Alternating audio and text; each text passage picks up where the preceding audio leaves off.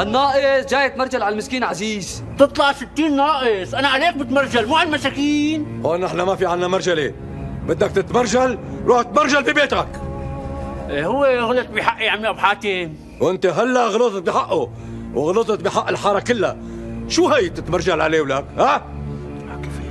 عمي اذا انا غلطت بحق اهل الحاره هلا بستسمح منهم بوس راسهم واحد واحد، بس انت اسمع مني شو صار. الله وكيلك، كنت ماشي شفت عزيز قلت له حدا ببيع بهالليل، هذا اللي حكيته. شو يعني كفرنا؟ اعوذ بالله، انت ما بتحكي غير مدوزر لك فياض. الله وكيلك يا عمي ابو حاتم، الشغله اللي صارت مثل ما رح اقول لك. اجا اخونا فياض قعد على الطاوله على الكرسي قال له بدي كاسه شاي، قال له حل عنا، سكرنا. هذا اللي صار. عزيز تعال هون.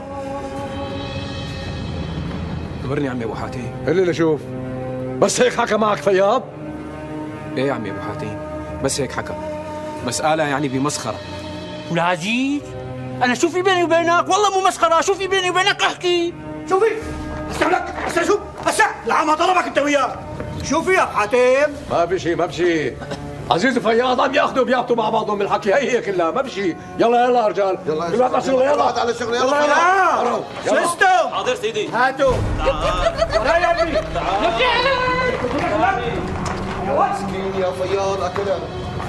السلام عليكم عم ابو حاتم.